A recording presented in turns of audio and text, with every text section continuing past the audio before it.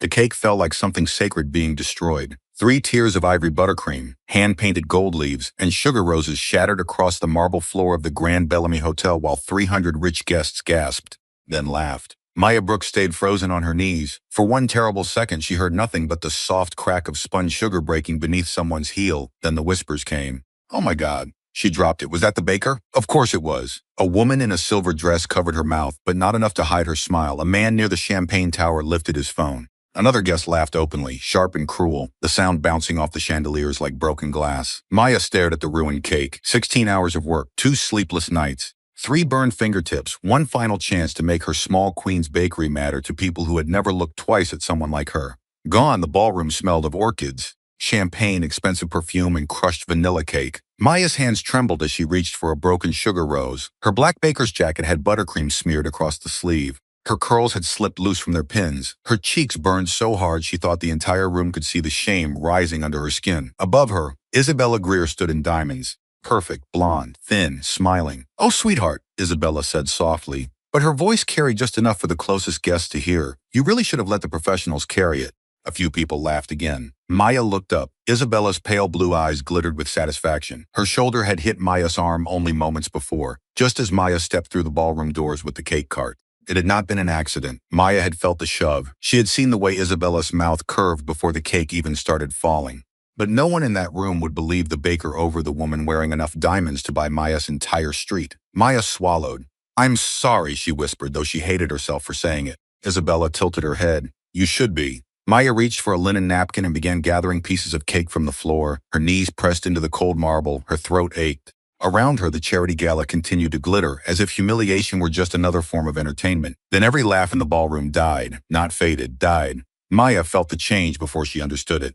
The air tightened. Conversation stopped. Champagne glasses lowered. A line of men near the entrance straightened like soldiers. Someone had entered the room. Maya did not look up at first. She kept her eyes on the ruined cake, afraid that if she met one more cruel face, something inside her would break in a way no frosting could cover. Black shoes appeared beside the smashed cake. Polished, still, expensive. The kind of shoes worn by a man who did not hurry because the world moved aside for him. A deep voice cut through the silence. Who laughed? No one answered. Maya's hand froze around a broken piece of vanilla sponge. The man beside her lowered himself to one knee. The movement shocked the room more than the ruined cake had. Maya turned her head. Don Ricky was kneeling beside her. She knew his face because everyone in New York knew his face, even if they pretended they did not. He appeared in newspapers beside mayors, hospital directors, shipping executives, and men who later disappeared from public life. He owned restaurants no one could get reservations for, towers no one could afford, and private clubs where senators lowered their voices. But the rumors were darker than the photographs. Dante Ricci did not raise his voice. He did not threaten twice. He did not forgive betrayal. And now he was close enough that Maya could see the faint scar cutting through his left eyebrow,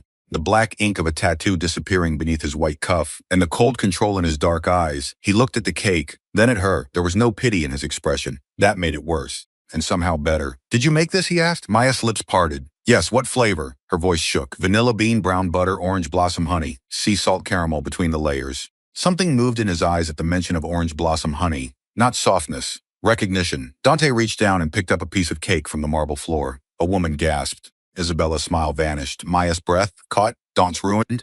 Daunt looked at her. Then he ate it. The entire ballroom went silent enough to hear the distant rain tapping against the hotel windows. Dante chewed slowly, his gaze never leaving Maya's face. Then he stood still, holding a broken sugar rose between his fingers. "This," he said, turning to the guests, "is the only honest thing in this room." No one moved. Dante's eyes swept over them, calm and merciless. "You laughed at a woman on her knees because someone with money taught you cruelty was elegance." His voice remained quiet, but it filled every corner of the ballroom. "From this moment forward, anyone who laughed leaves my gala." A man near the champagne tower lowered his phone. Dante looked at him. "Start with him." 2 men in black suits moved. Instantly, the man stammered, "Mr. Ricci, you were only recording her pain." Dante's gaze hardened. "Now you can record yourself outside." The man was escorted toward the doors. One by one, the laughing guests looked down. Maya still knelt on the floor, too stunned to move. The ruined cake surrounded her like evidence of a crime. She wanted to stand. She wanted to disappear. She wanted to believe this was mercy. But men like Dante Ricci did not offer mercy for free.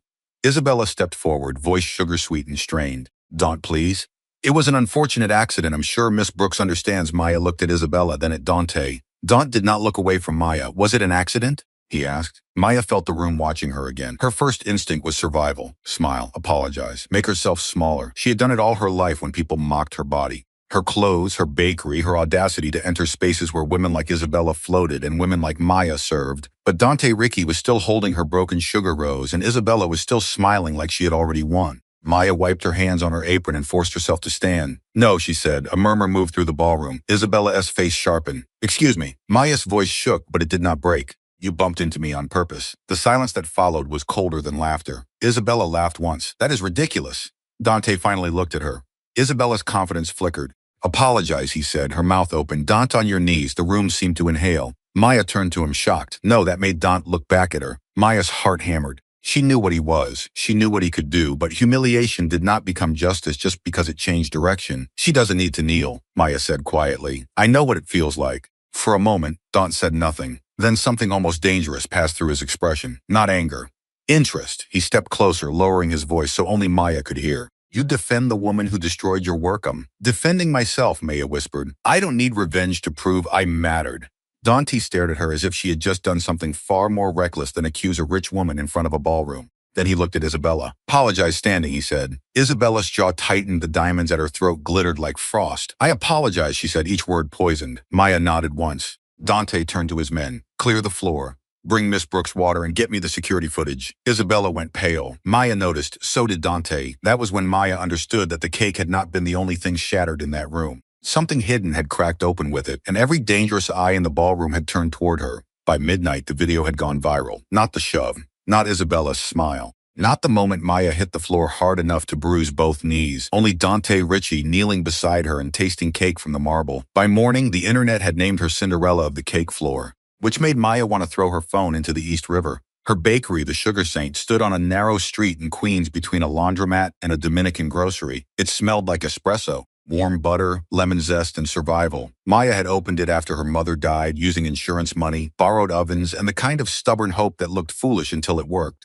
That morning, it did not feel like it was working. Reporters stood outside before sunrise. A local news van blocked the curb. A teenager filmed her through the window. Orders flooded her inbox, mixed with insults and marriage jokes and comments about her body that made her shut her laptop after 3 minutes. Her assistant, June, leaned over the counter with wide eyes. Your follower count went up by 80,000. Maya pressed a cold spoon against her bruised knee.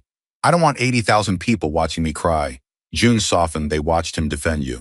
They watched me on the floor. They watched him get on the floor with you. Maya said nothing, because that was the part she could not stop seeing. Dante Ricci in a room full of power, lowering himself beside her as if her humiliation had summoned him. A knock sounded at the locked front door. June peeked through the blinds, then jumped back. Oh my God, Maya already knew. The man outside was built like a wall in a black overcoat with an earpiece and no expression. Behind him, 2 black subs waited at the curb. Maya wiped her hands on a towel and opened the door halfway. The man handed her a cream envelope sealed with black wax. Mr. Ricky requests your presence. Maya did not take the envelope. Mr. Ricky can request a cake like everyone else. The man blinked once, as if no one had trained him for that response. June whispered Maya. Maya ignored her. Tell him. I am busy. A voice from the sidewalk said. I can see that. Maya's spine stiffened. Dante Ricci stepped from behind the sub. In daylight, he looked even more dangerous. The world had fewer shadows to soften him. His black suit fit with cruel precision. His dark hair was combed back. His jaw clean-shaven, his face calm enough to frighten everyone on the street into pretending not to stare. Maya opened the door wider. You sent men to my bakery? I sent 1 man to deliver an envelope. There are 3 subs outside. New York traffic is unpredictable. That's not an answer. No, Dante said. It is not. June made a small sound behind the counter and disappeared into the kitchen. Maya folded her arms. What do you want? Dante's gaze dropped briefly to her bruised knees, visible below the hem of her black skirt. His expression changed by almost nothing, but almost nothing.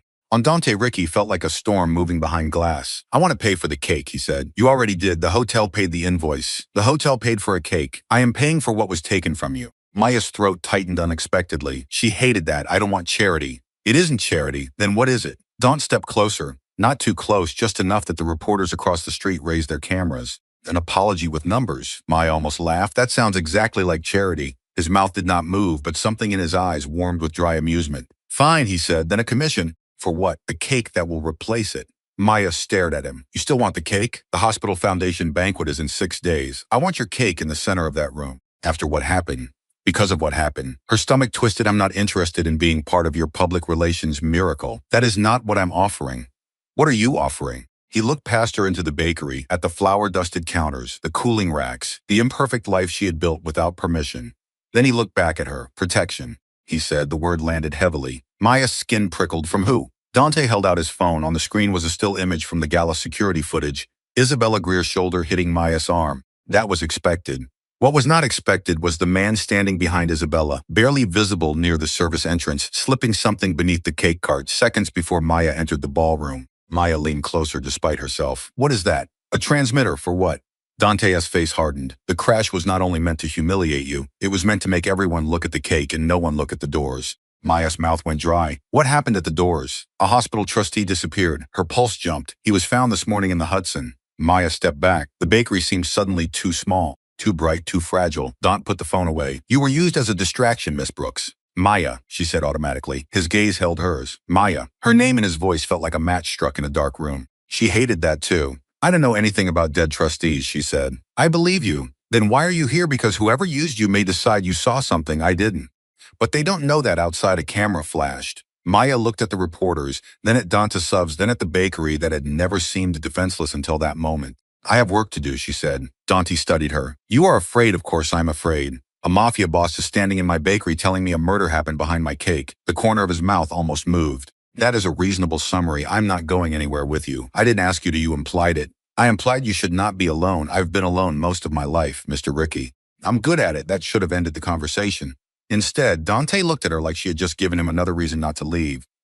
His phone vibrated, he answered without taking his eyes off her. Yes. He listened. The air around him changed. Maya saw it happen. The calm became colder. The man at the door turned slightly as if he felt it too. Dante ended the call. Maya, he said quietly. Step away from the window. She did not move fast enough. The bakery window exploded inward. Glass burst across the counter in a bright, terrible rain. June screamed from the kitchen. Maya dropped behind the pastry case as gunfire punched through the front of the sugar saint, tearing through menu boards, cake stands, and the framed photograph of her mother holding the bakery keys. Dante was already over the counter. He grabbed Maya by the waist and pulled her down beneath him as another shot shattered the espresso machine. Hot steam screamed into the air. Flour dust burst from a punctured bag, turning the sunlight white. Maya's cheek hit his chest. His heart was steady. That terrified her more than the bullets. Stay down, he said. His body covered hers, one arm braced near her head, his coat shielding her from falling glass. His men moved with brutal speed outside. Car doors slammed. Tires shrieked. Someone shouted. A gunshot cracked close enough to shake the floor. Maya clenched her hands in Dante's shirt. He looked down at her for one impossible second with the bakery breaking around them. His face was inches from hers. His eyes searched her, not for information, not for weakness, but for injury. You're re-bleeding, he said. She touched her cheek. Her fingers came away red from a thin cut. It's glass. His jaw tightened. It's nothing, she whispered. Dante's gaze did not leave the blood. Outside, silence fell. One of his men appeared at the broken door. Cars gone. Plates were covered. Dante stood, pulling Maya with him as if she weighed nothing. The bakery was destroyed. The front window gaped open. The display case had collapsed. Cupcakes lay crushed beneath glass. Buttercream flowers melted into coffee. Her mother's photograph was split down the center. Maya stared at it. Something inside her went quiet. She walked toward the frame, but Dante caught her wrist. Dante touched the glass. She looked at his hand around her wrist. His grip loosened immediately. I can leave it there, she said. Dante followed her gaze, the photograph for the first time since she met him. Something like understanding passed over his face. He reached down carefully, lifted the broken frame, and removed the photo. His fingers were precise, almost gentle. He handed it to her without a word. Maya held the picture to her chest. June came out shaking, unharmed but pale. Dante's men surrounded the bakery now, speaking into phones, blocking cameras, moving like the street belonged to them. Maya turned to Dante. I still have to remake your cake. His eyes narrowed. Your bakery was just shot apart and your hospital banquet is in 6 days. I am not concerned about the cake. Well, I am. Her voice shook, but anger kept it standing. That cake is my work, my name, my mother's name on the door.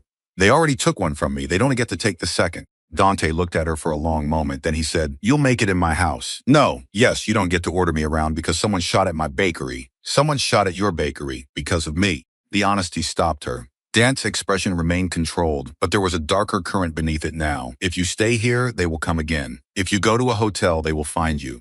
If police take you in, someone will leak the location before sunset. He stepped closer. You do not have to trust me, but for the next 6 days, you will survive better near the monster everyone else is afraid of. Maya stared at him. She should have refused. Every sensible part of her wanted to. But behind him, her bakery stood open to the cold, and cameras flashed through the broken window like hungry eyes. Maya looked down at the photograph in her hand. Her mother smiled back from another life. June comes too, Maya said. Dante nodded once done. And I use my recipes, of course, and no one touches my batter. For the first time, Dante Ricky almost smiled. I will inform the army. The Ricky mansion sat above the Hudson behind iron gates, black cypress trees, and a security system that made Maya feel as if she had entered a country where Dante was the law. Inside, the house was all candlelit marble, dark wood, old portraits, and silence. Men with guns stood at doors without pretending they were not men with guns. A housekeeper named Rosa greeted Maya with a kindness that felt carefully measured, as if warmth itself had rules in this place. Dante led Maya to the kitchen. She expected a luxury showroom no one used. Instead, she found a professional pastry kitchen that made her stop in the doorway. Copper pots hung above white stone counters. Industrial ovens lined one wall. A marble slab waited for tempering chocolate. There were shelves of spices, flours, extracts, imported sugars, and baking tools arranged with obsessive precision. Maya turned to Dante. You bake? No. Then why do you have this? His gaze moved over the kitchen, and for a moment he looked past it into somewhere older. My mother did. Maya's anger softened before she could stop it. She must have been serious. She was Sicilian. That wasn't an answer. It was to her. Maya almost smiled. Then she noticed a small stool tucked near the far counter. Blue, child-sized. Something about it did not belong in the cold mansion. Dante saw her looking, his expression closed. Rosa will get you anything you need, he said. The door inside him shut so quietly that Maya almost heard the lock. For the next 2 days, the mansion became a strange, dangerous bakery. Maya worked from dawn until midnight. June helped assemble sugar flours under the watch of armed men who treated pastry bags like classified weapons. Rosa brought coffee. Dante came and went at odd hours, sometimes in fresh suits, sometimes with blood on one knuckle, sometimes speaking Italian into his phone in a voice that made even his own men avoid eye contact. He never softened, not exactly, but he noticed everything. When Maya burned her finger on caramel, a bowl of ice water appeared beside her before she asked. When June fell asleep over fondant leaves, a blanket was placed over her shoulders. When reporters camped outside the Sugar Saint, Dante sent contractors to board the window, repair the ovens, and remove every camera from the block. Maya confronted him when she found out. You fixed my bakery? I secured it. You rebuilt the front. It was unsecured. You replaced the espresso machine. It was damaged. You ordered a custom glass display case from Milan. That was Rosa. Maya stared at him. Dante did not blink. You can just buy your way into people's lives, she said. No, he agreed, but I can buy glass. She should not have laughed. It slipped out before she could stop it.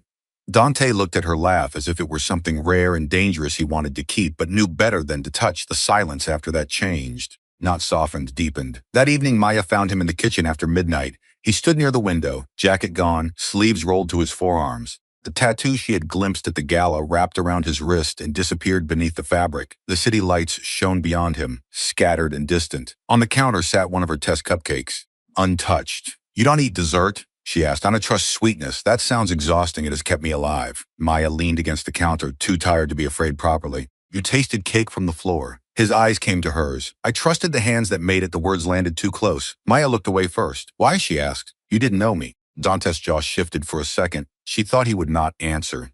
Then he said, because you looked at your ruined work like someone had killed something that mattered. Her throat tightened. It did matter. I know you don't know anything about me. No, he said. But I know what it is to watch something innocent destroyed while everyone else calls it business. The room went still. Maya wanted to ask what he meant. Before she could, a soft sound came from the hallway, a child coughing. Dante turned instantly, not like a boss, like a father. The mask cracked so fast Maya almost missed it. A small boy stood in the doorway, wrapped in a navy robe, one hand gripping Rosa S. He had Dante's dark eyes and the fragile, watchful face of a child who had learned too early that silence kept adults calm. Papa, the boy whispered. Maya froze. Dante crossed the room in 3 strides and lowered himself in front of the child. Nico, you should be sleeping. I heard voices. They were boring voices. The boy looked past him at Maya. She gave a small wave. Hi, Nico stared at her flour-covered apron. Are you the cake lady? Maya's chest ached. I think so, the one from the floor? Dante closed his eyes briefly. Maya smiled gently. Yes, but I'm making a better one now. Nico considered this. Did it taste good from the floor? Dante said yes. Maya laughed softly. That is not where I recommend eating it. Nico smiled. It transformed his whole face. Dante saw Maya notice. The softness vanished from him, replaced by a warning so cold she felt it across the room. Rosa guided Nico away after another cough. When the hallway was empty, Maya turned to Dante. You have a son. His voice went flat. You did not see him. Dante, you did not see him. He repeated. Maya stiffened. I'm not going to tell anyone. You will not speak of him, not to June, not to anyone. I said I want tea. You don't understand what his existence means. Then explain it to me. No, the word was a wall. Maya felt embarrassed for caring. Fine. She turned back to the counter, blinking hard. Dante remained by the doorway. He has a heart condition, he said finally. Maya stopped. He was born early. His mother died 6 months later. Dante's voice was quiet, almost emptied out. A rival family learned about him when he was 2. They placed a bomb under the car meant to take him to a hospital appointment. Maya's hand covered her mouth. He survived because my driver stopped for coffee. Dante looked into the dark hallway. Since then, only 6 people know where he is at any time. The hospital wing funded by the gala is not only charity, it is protection, specialists, private access, a place where children like him can be treated without becoming targets. Maya understood then, the cake was never just a cake. The gala was not only glitter and champagne, and Dante Riki's secret was not a weakness he protected because he was ashamed. It was a child he loved so fiercely he had built walls of money, blood, and fear around him. "I'm sorry," Maya whispered. Dante's eyes returned to her. "Do not be sorry, be careful." The next morning, Isabella Greer arrived at the mansion wearing white. Maya watched her step from a silver car through the kitchen window, her blonde hair shining beneath the gray sky. She moved like a woman entering a house she had already chosen curtains for. Dante met her in the front hall. Maya did not mean to listen, but the mansion carried voices strangely. "You humiliated me," Isabella said. "You did that yourself. You made me apologize to a baker. I gave you the chance to do it standing." Her laugh was brittle. "Do you think this little performance makes you noble? No, then, what is she still doing here?" Silence. Maya's fingers tightened around a piping bag. Isabella's voice lowered. "The Greer family has stood beside yours for 20 years. My father's judges, your ports, our foundations, your money. Do not insult me by pretending a woman who sells cupcakes in Queens belongs under this roof." Dante's voice was calm. "Careful." "Oh, I am being careful. That is why I came before you destroy yourself." A pause. "The council meets in 3 days. Your uncle is already questioning your judgment. Enzo Marino is whispering that you are compromised. And now the world thinks you've lost your mind over a woman who dropped a cake." Maya flinched. Dante said nothing. Isabella continued. "Softer now, more dangerous. Marry me publicly. End the scandal. Secure the inheritance vote. Show them you still understand power."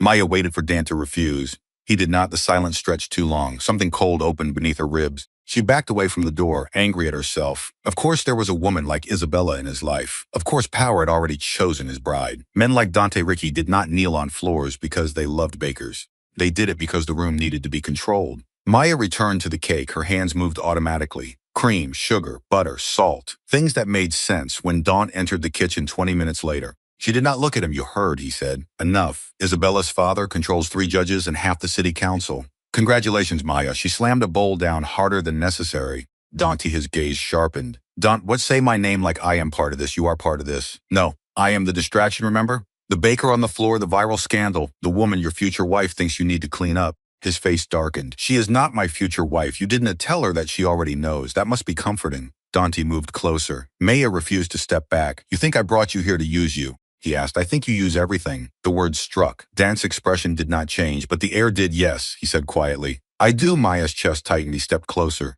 lowering his voice. "I use fear to keep men from touching what is mine. I use money to build doors enemies cannot open. I use silence because every truth I have ever spoken has been turned into a weapon." His eyes burned into hers. "But I did not kneel beside you because of strategy." Maya's breath caught. His hand lifted. For one suspended second, she thought he would touch the smear of flour on her cheek. He stopped before his fingers reached her skin. That restraint felt more intimate than touch. "Then why?" she whispered. Dante's eyes dropped to her mouth, then back to her eyes. "Because everyone else watched you fall," he said, "and I hated them for it." Before she could answer, his phone rang. Dante looked at the screen. The moment vanished. He answered. His face turned to stone. "When?" he asked. Maya watched him listen. Then he looked at her. "No one leaves the house," he said into the phone. "Lock the hospital down." Maya's blood chilled. "Nico?" she asked. Dante ended the call. Someone tried to access his medical floor. The world narrowed. Isabella's visit, the council, the cake, the dead trustee. Maya gripped the counter. They know enough." Dante was already moving. Maya followed. "I am coming." "No, he has a child. He is my child, and I'm the woman who made him smile last night." Dante stopped so suddenly she almost ran into him. His eyes were lethal. "This is not a place for your compassion." "Then it's exactly where it belongs." For a heartbeat, no one moved. Then Dante looked at one of his men. "Put her in the second car." The hospital wing looked nothing like a hospital. It occupied the upper floors of a private medical tower on the east side, hidden behind donor plaques and guarded elevators. Dante's men moved through it like shadows, checking exits, stairwells, supply rooms. Maya stayed close to Dante despite herself, not because she trusted the world around him, because the world away from him suddenly felt worse. Nico was asleep when they arrived, pale against white sheets, a monitor blinking beside him. Rosa sat by the bed, a small toy car rested near his hand. Dante stood in the doorway for several seconds before entering. Maya saw the way he changed around the boy, not soft, careful, as if his love was so large it frightened even him. A doctor spoke quietly with Dante near the window. Maya caught fragments. Unauthorized badge, wrong nurse, security breach, sedative missing. She felt sick. Nico stirred, his eyes opened and found Maya first. "Cake lady?" Dante turned. Maya approached the bed slowly. Hi, did you bring cake? Dante said Nico. Maya smiled, not cake, but I brought something better. She reached into her bag and pulled out a small sugar rose pale gold at the edges. One of the replacements she had made at dawn. Nico took it carefully. It does to break? Everything breaks if someone is careless, Maya said. But this one is stronger than it looks. Dante watched her. Something in his face went quiet. Outside the room, shouting erupted. A gunshot cracked. Dante moved instantly, pulling Maya behind him as the hospital lights flickered. His men rushed into the hallway. Rosa grabbed Nico's bed rail. An alarm began to pulse, low and urgent. Stay behind me, Dante ordered. The door burst open. A man in hospital scrubs lunged inside with a gun. Maya did not think. She grabbed the nearest metal tray and threw it. It hit the man's wrist just as he fired. The bullet shattered the window instead of Dante's chest. Dante's arm came around Maya, forcing her down as his men tackled the attacker. Nico screamed. Maya's heart broke at the sound. Dante dragged the attacker up by the collar and slammed him against the wall with such controlled violence that the room seemed to shrink around him. Who sent you? Dante asked. The man spat blood. Dante's voice dropped. There is a child in this room. The attacker looked at Nico and smiled. Marino says hello. Dante's face emptied. Maya had never seen anything so frightening as a man losing every human expression at once. He handed the attacker to his men. Take him downstairs, Dante said. His tone promised that downstairs was not a place on any hospital map. Maya rushed to Nico's bed. The boy was shaking, clutching the sugar rose. It's okay, she whispered, though nothing was okay. You were safe. Nico looked past her. Papa? Dante turned back. The coldness did not leave him in time. Nico saw it. The boy flinched. Dante froze. The tiny movement wounded him more visibly than the gunman had. Maya saw it. Saw the pain he swallowed. Saw the monster he became to protect his son and the father his son feared when the monster came too close. She stood between them without meaning. To Dante, she said softly, his eyes cut to hers. She held his gaze. Come here slowly. No one in the room breathed. No one ordered Dante Ricky to do anything. But Dante came slowly. Maya stepped aside. He sat on the edge of Nico's bed. Careful not to crowd him. I'm here, Dante said. Nico's lower lip trembled. You look scary. I was scared. The admission seemed to cost him. Nico blinked. You didn't get scared. Dante looked at Maya, then back at his son. Yes, he said, I do. Nico reached for him. Dante gathered the child into his arms and closed his eyes. Maya looked away, giving them privacy. But the image burned into her. The feared Mafia boss holding a trembling child beneath broken hospital glass. Another thumbnail moment. Another secret heart of the story that night. Dante did not take Maya back to the mansion. He took her to a safe house on the stormy coast of Long Island, a glass and stone fortress overlooking black water. Black subs lined the driveway. Men guarded the cliffs. Rain struck the windows hard enough to blur the sea. Nico remained at the hospital under increased protection. June and Rosa stayed at the mansion. Maya and Dante were alone except for armed men outside the doors. Alone enough for the silence to become dangerous. Maya stood in the kitchen, washing her hands, though they were already clean. She could still hear Nico scream, still feel Dante's arm around her, still see the attacker smiling. Dante entered quietly. You saved my life, he said. Maya turned off the faucet. I threw a tray you moved before my men did. I didn't think. That is usually when truth appears. She dried her hands. What truth? Dante stepped closer. That you are braver than you believe. Maya laughed without humor. I'm not brave. I'm terrified. Bravery without fear is only arrogance. She looked at him then, the storm reflected in the windows behind him, turning his silhouette almost unreal. Why didn't you tell me about Isabella? She asked. His face closed slightly. Because it is ugly. Everything around you is ugly. Not everything. The words were quiet. Maya's heart betrayed her with a hard beat. Dante looked away first. My father left the Ritchie family holdings divided, he said. My uncle controls part of the council. The Greers control political protection. The Marinos want the ports. Isabella believes marriage to me would make her untouchable. And you? I believe marriage without love is a cleaner name for captivity. Maya studied him. That sounds like something a man says right before he asks a woman to pretend to be his girlfriend. His eyes returned to hers. Maya went still. No, she said. I haven't asked you were going to. Yes, no, Maya, no. She pointed a finger at him. I am not putting on a dress and standing beside you so you can prove to your Mafia council that you re too powerful to be controlled by your almost fiancé. Dante watched her, almost fascinated. That is a very specific refusal because you are a very specific problem. His mouth nearly curved. This is not only strategy, he said. That is exactly what men say when it is strategy. If you appear with me at the hospital banquet, Isabella loses the narrative. The Marinos reveal whether they are willing to strike publicly. My uncle is forced to choose a side. And me, you are protected. Displayed, protected, used. His jaw tightened. Yes. The honesty hurt more than a lie. Maya looked down. Dante stepped closer, then stopped, as if remembering she had not given him permission to close the distance. I would never let them touch you. You keep saying that like it fixes the part where you put me in front of them. I am trying to keep you alive, and I am trying not to become another object powerful people move around a room. The silence that followed was raw. Dante's voice was low when he answered. You were never an object to me. Maya looked up. His eyes held hers with an intensity that made the storm outside seem quiet. You are inconvenient, he said, stubborn, reckless with your own safety, too compassionate for a world that eats compassion first. He paused. But not an object. Her throat tightened. You don't even know me. I know you refused to humiliate a woman who deserved it. I know you stayed to rebuild what was destroyed. I know you stood in front of my son when a gunman entered the room. His voice roughened almost imperceptibly. I know I have not slept since I saw blood on your face, Maya's breath caught. Dant looked as if he regretted saying it. Then the lights went out. The safe house plunged into darkness. For 1 second there was only rain, sea, and Maya's heartbeat. Dant crossed the room and caught her wrist, pulling her behind him. Glass shattered somewhere downstairs. Men shouted. Gunfire erupted through the house. Dant pushed Maya into the pantry, his body pressed close in the dark. She could smell rain on his coat, smoke, leather, and the faint sweetness of sugar still clinging to her own hair. Do exactly what I say, he whispered. I am getting tired of that sentence. Despite the danger, his eyes flashed. Survive first, argue after. The pantry door opened into a service corridor. Dant moved her through the dark with one hand at her back. Twice he stopped so suddenly she nearly collided with him. Once he pulled her against the wall as a shadow passed at the end of the corridor. His hand covered her mouth, her back pressed to his chest. The closeness was terrifying. Worse, it was steadying. The shadow moved on. Dant lowered his hand, but his fingers lingered for half a second near her jaw before he forced them away. They reached the garage. A man stepped from behind a black SUV. Dant fired before Maya even saw the gun. The sound split the air. The man dropped. Maya flinched. Dant turned to her immediately. Don't look too late. She had seen enough. Not gore, not details, just the truth of Dantes' world. People fell and did not get up. He guided her into the sub as they tore down the cliff road through rain. Maya looked back at the safe house burning behind them, orange flames licking up into the storm. Dante's face was lit by fire and dashboard light. He had blood on his shirt that was not his. Maya's voice trembled. They knew where we were. Yes, only your people knew. Yes, the betrayal sat between them like another passenger. Dant stared ahead, then his phone rang. He answered on speaker. Isabella's voice filled the sub. Dant, she said softly, you should have married me. Maya's blood went cold. Dante's hand tightened on the wheel. Where are you? He asked. You know I can tell you that, but I can tell you this. Your little baker looks frightened in the rain. Maya looked around wildly. Dante's eyes flicked to the rearview mirror. A motorcycle appeared behind them, headlight cutting through the storm, then another, then two subs. Dante accelerated. Isabella laughed softly. Enzo says hello. The call ended. The chase that followed became a blur of headlights, rain, and metal. Maya clung to the seat as Dante drove with terrifying precision, one hand on the wheel, the other reloading a gun like he had been born in violence.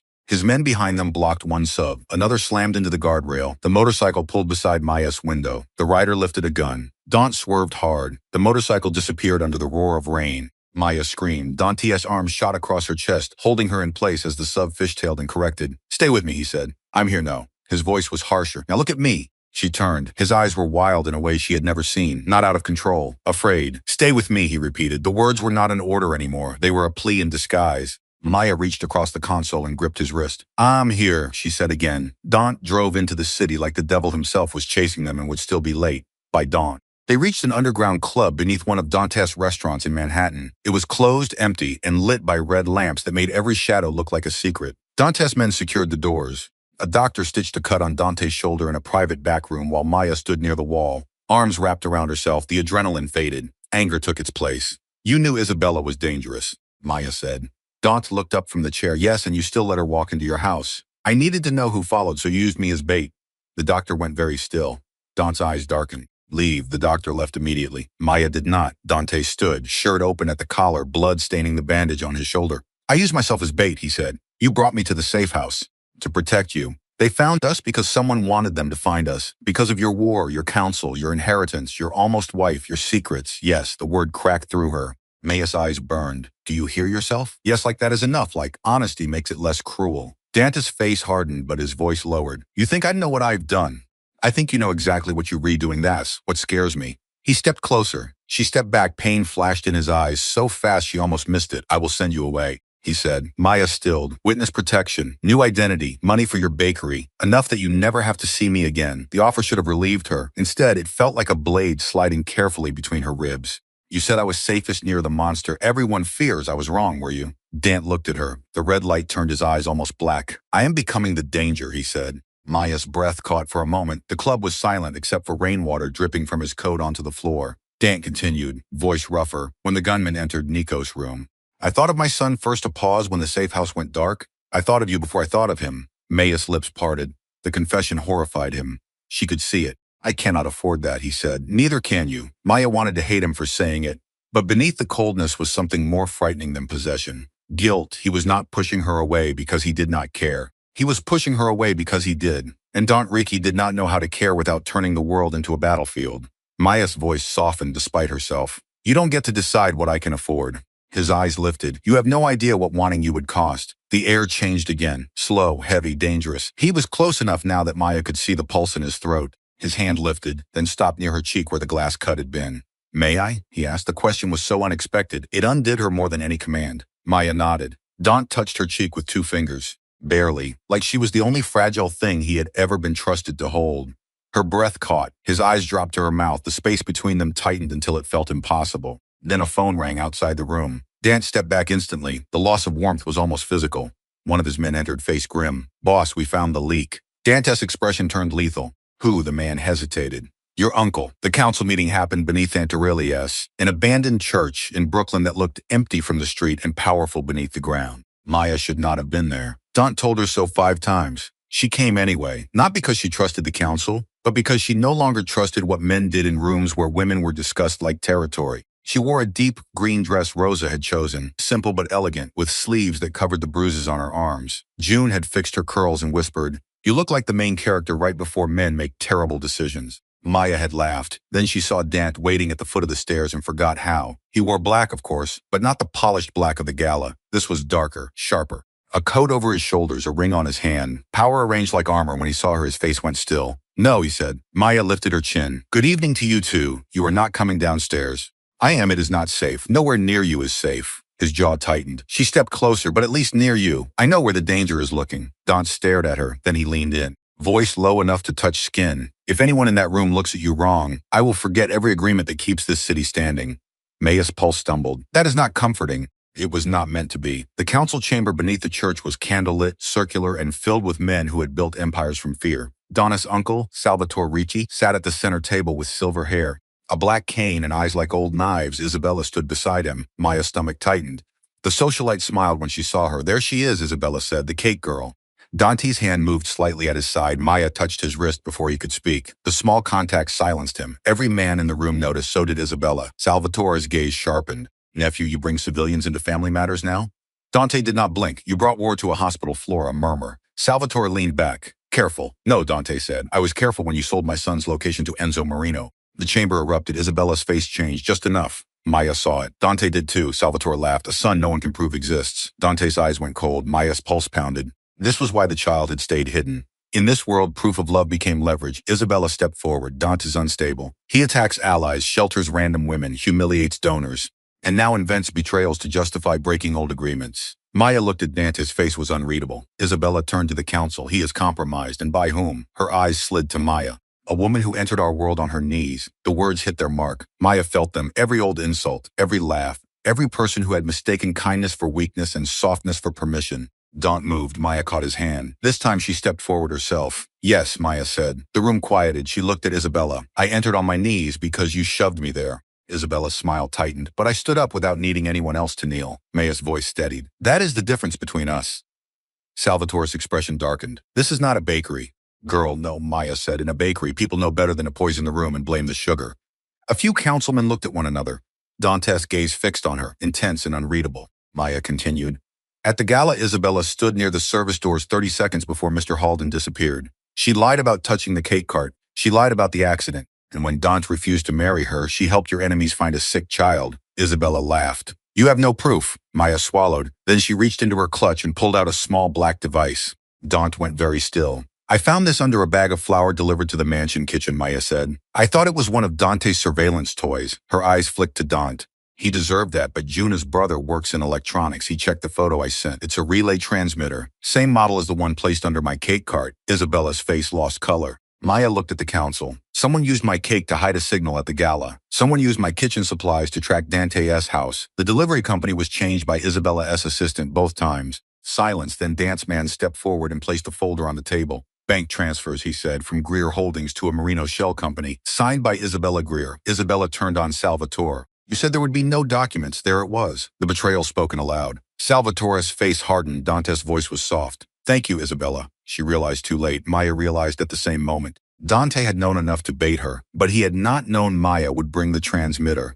He looked at Maya with something close to awe. Then the church bells above them began to ring. Once, twice, 3 times. Don's head turned sharply. His men reached for weapons. The first explosion shook dust from the ceiling. Candles went out. Men shouted. Gunfire tore through the chamber doors. The Marino family had arrived. The council scattered into chaos. Dant grabbed Maya and pulled her behind a stone pillar as bullets struck the table where she had stood seconds before. "Stay down," he said. "Do not start." His eyes flashed despite the gunfire. Then he gave her a gun. Maya stared at it. "Absolutely not." "Then hold it and look angry." "I am angry." "Good." He turned and fired into the smoke. The underground church became a nightmare of candlelight, stone, and thunder. Dant moved like violence had been written into his bones. His men fought through the invading Marino soldiers. Salvatore tried to escape through a side corridor, but Isabella grabbed him, screaming that he had promised her protection. No one looked protected now. Maya crouched behind the pillar, gripping the gun she had no intention of using. Smoke burned her throat, her ears rang. Through the chaos, she saw a Marino gunman lift his weapon toward Dant's back. "Dant!" He turned. Too late, Maya threw the gun at the man's face. It hit him just enough to ruin his aim. The bullet tore through Dante's coat instead of his spine. Dante shot him twice and looked at Maya like he could not decide whether to thank her or lock her in a tower. Then Isabella appeared behind Maya with a knife. Dante saw her. His face changed. Maya felt the cold kiss of the blade at her throat. "Drop it," Isabella screamed. Every gun near them shifted. Dant froze. The chamber seemed to narrow to his eyes. Isabella's arm tightened around Maya. "You ruined everything, you stupid, pathetic little baker. He would have married me. He would have given me the city." Dante's voice was calm, but his eyes were not. "Let her go." Isabella laughed, trembling now. "Look at you, the great Dante Ricci, afraid because of her." Maya's breathing turned shallow against the blade. Dante looked only at her, not at Isabella. At Maya. "Do you trust me?" he asked. Maya's eyes filled with tears. She was terrified of him. She trusted him anyway. "Yes," she whispered. Dante lowered his gun. Isabella smiled. Then Maya drove her elbow back into Isabella's ribs and dropped. Dante moved faster than thought. His shot struck the knife from Isabella's hand. One of his men dragged Maya away as Dante crossed the space and caught Isabella by the throat, slamming her against the pillar, hard enough to crack stone dust loose. The chamber went silent around them as the last Marino men were forced to their knees. Dante leaned close to Isabella. "You touched what I love," he said. Maya stopped breathing. Isabella's eyes widened. So did Dante's. He had said it in front of the council, in front of enemies, in front of God and stone and blood and broken candles. He released Isabella like she disgusted him. "Take her," he ordered. His men pulled her away screaming. Dante turned to Maya. There was blood on his face from a cut near his temple. His coat was torn. His eyes were no longer cold. They were ruined. He came toward her slowly, as if afraid she would disappear if he moved too fast. Maya stood shaking beneath the dead church lights. "You said it," she whispered. Dante stopped in front of her. "I know, did you mean it?" His jaw worked. The old Dante would have hidden behind silence. This one looked at her like silence had become unbearable. "Yes," the word broke something open. Maya stepped into him. Dante caught her with one arm and held her against his chest. For the first time, he did not hold back. His hand cradled the back of her head. His face pressed into her hair. Around them, men cleaned weapons, enemies groaned, power shifted hands, and a city changed rulers beneath a ruined church. But Dante held Maya like the war had ended only because she was still breathing. The hospital banquet took place 6 days later, not at the Grand Bellamy. Dante had purchased the hotel and closed it for renovations after the scandal. The new banquet filled the glass atrium of St. Aurelia Children's Medical Center, where warm lights glowed against rain-washed windows and white orchids lined the walls. The guests were different this time. Doctors, nurses, children's families, donors who looked nervous enough to behave, a few council members who had survived long enough to learn manners. At the center of the room stood Maya's cake. 4 tiers: ivory buttercream, gold sugar leaves, orange blossom honey, brown butter, sea salt caramel, sugar roses strong enough to survive careful hands. Maya stood beside it in a deep burgundy dress, her curls pinned with gold clips June had insisted on buying. Her bakery had reopened that morning. The sugar saint had a new window, a new display case, and a line around the block. But none of that made her hands stop shaking.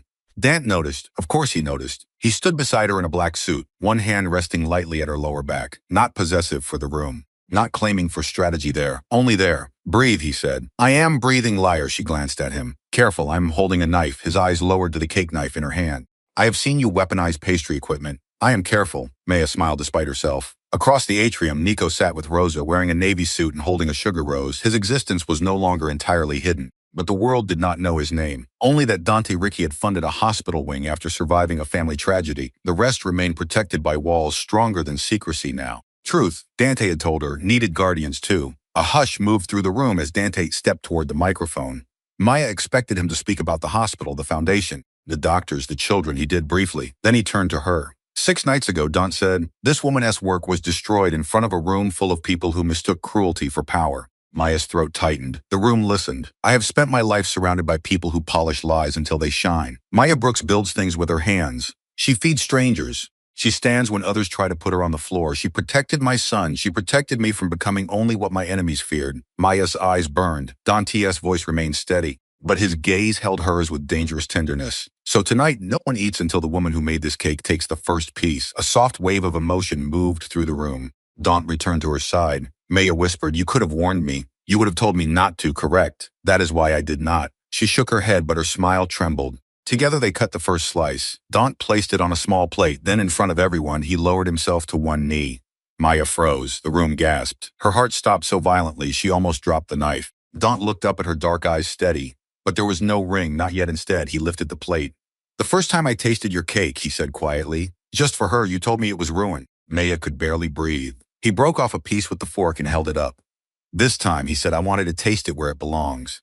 Maya laughed through tears. He stood and offered her the bite first. She tasted honey, butter, orange blossoms, salt, her mother's recipe, her own hands, her life remade but not replaced. Then Daunt took a bite from the same fork, his eyes never leaving hers. The applause came slowly at first, then louder, filling the atrium until the rain against the glass disappeared beneath it. Nico ran over and hugged Maya around the waist. She bent down, laughing softly, and hugged him back. Dante watched them with an expression so open it almost hurt to see. Later, after the speeches, after the cake was served, after the guests finally learned how to behave around a woman whose worth had never depended on their recognition, Maya found Daunt alone on the hospital rooftop. The city stretched around him in silver rain and distant gold lights. He stood near the ledge, hands in his pockets, looking out over Manhattan like a king who had survived the crown but not the cost.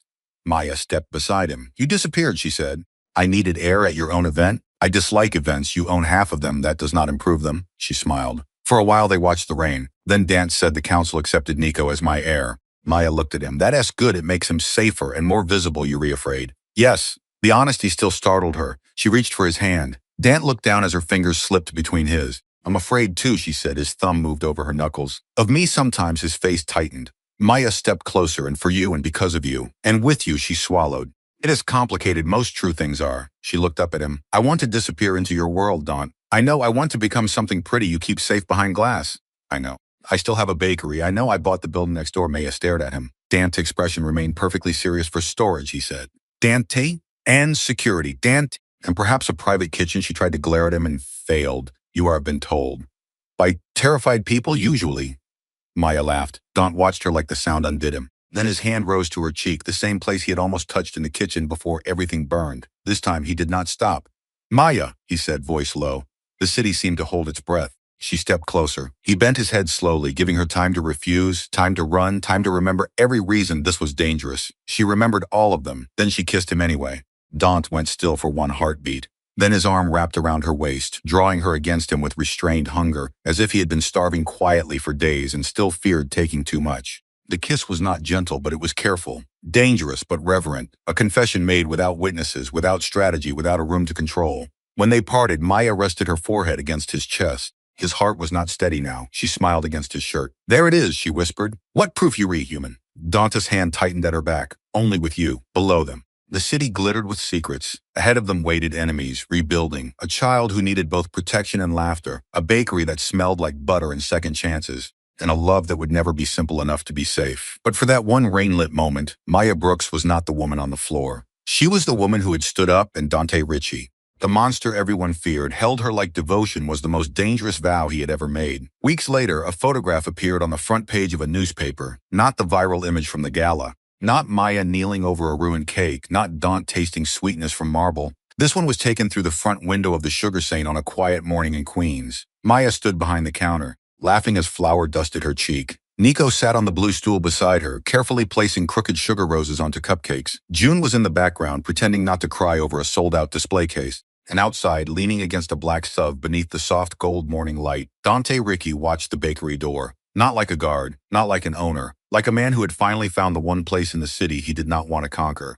Only protect. Inside, Maya looked up and caught him watching. She raised an eyebrow. He lifted a white bakery box in response. Written across the top in her own handwriting were 4 words, "Not from the floor." Maya laughed so brightly that even Daunt smiled. Small, rare, real. And in a city built on secrets, that smile was the most dangerous thing of all. Because everyone who saw it understood one truth. The mafia boss had not simply tasted her cake. He had tasted honesty, and after a lifetime of lies, he had become addicted.